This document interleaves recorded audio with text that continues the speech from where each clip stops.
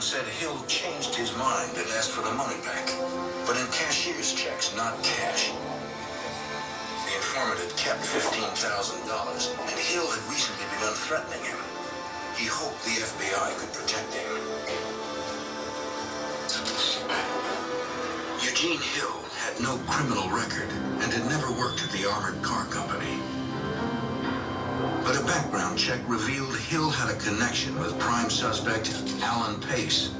So what I just video recorded was an individual who was about 6'1" or so, and he slightly looks like me, you know, especially when I did not have weight on, especially when I lost weight for you know, undercover assignments and so forth, auditing assignments, specifically auditing. And what I'm doing right now is not just this is not just me revealing information to you guys in any sort of way, and certainly this is not a drill whatsoever or an experiment or even some sort of you know, trial case study or some sort of preliminary, you know, investigation or so forth. This is real, what I'm communicating to you guys. This individual that you just saw, who looks, you know, quite like me in some sort of way, you know, looks close enough to what I look like when I don't have a lot of weight on or significant weight on.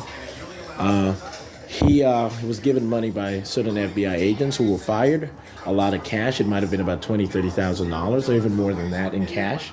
And he was told that it was taken out of a foreign-born individual named Shawn Dexter John. And speaking of myself, who was an American citizen based on application process. They never stated naturalization because they thought that it meant something.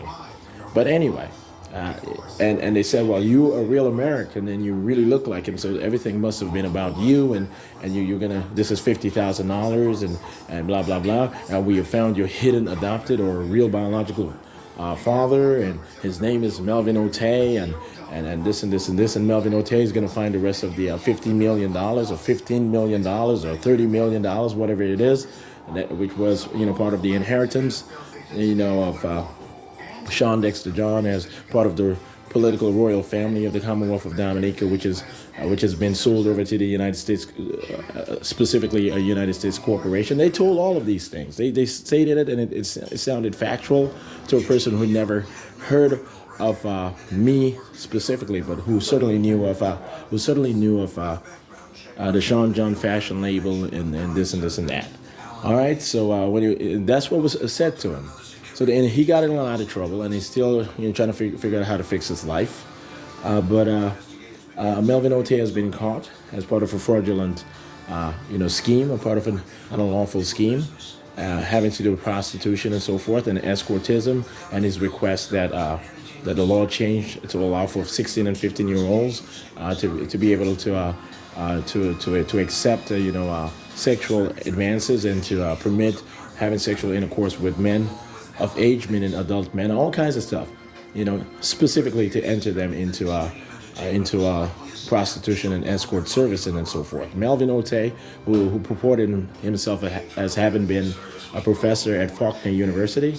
Once again, Melvin Otey, who purported himself as having been, or still purports himself as having been or still serving as a professor at Faulkner University and so forth. All right, he's in a lot of trouble. He has been arrested and he has been convicted internally or in public records. I'm not too sure if he was convicted within any mediation forum within the federal government of the United States, or literally, meaning within the judicial system of the public courts. But either way, it has been noted that his Social Security number has been disqualified. He has been He has been audited. I'm not joking around. I'm not being audited. I'm being honest with you guys. Do not ask to believe otherwise at all. Do not ask to believe otherwise at all. There's just no point to it. You guys are getting in the way of a lawful federal operation, and we cannot have you guys infer, silly stuff anymore, or look for even significant stuff just to stall this necessary process.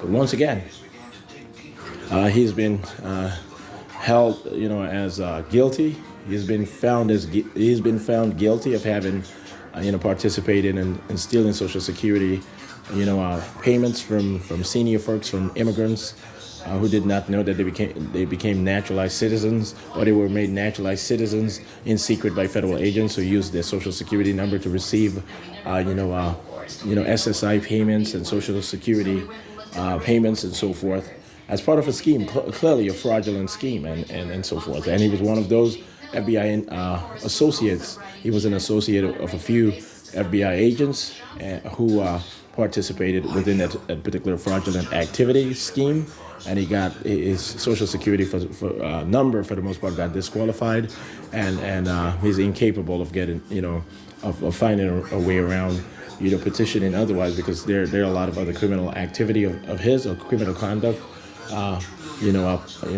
preliminarily concluded of him, and he does not want further punishment or further I guess further penalties and so forth. So further comprehensive penalties. That's what I meant by that. And so that's what's going on. So I just had to video record this, and I'm going to have it published today, and I'm going to attach it to maybe a minute, an additional minute of video recording. I'm going to video record when I get to the cafe and so forth, when I sit there and I finish up a work paper today or so. But yeah, that's what's going on. Okay, guys? Move on.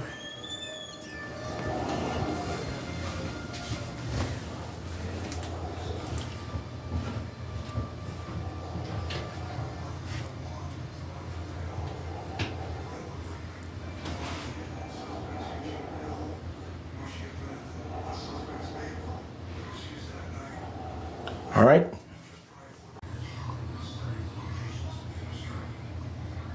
Okay, guys. So today is November the 17th, actually, and 2024. And I'm gonna write a work paper today on it, and it's gonna be on Juneteenth. So that's what I'm gonna focus on today. I'm gonna walk to the maybe the cafe, or maybe one of the fast food restaurants, maybe Subway, something. And I'm gonna sit there, and I'm gonna start this particular paper, and I'm gonna have it published by the end of the day, or by the evening, evening time. I'm pretty sure of this.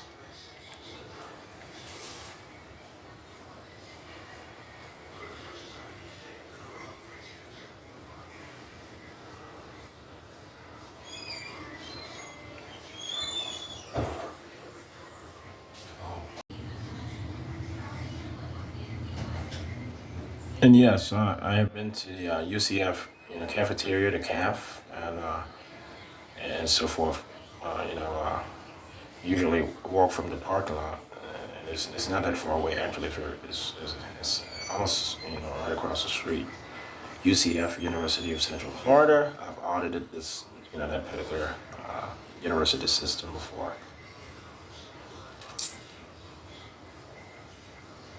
Okay, guys. So that's one of the things that I needed pointed out.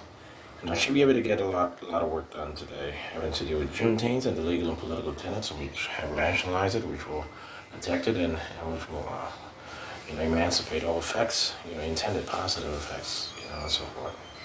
Okay, guys.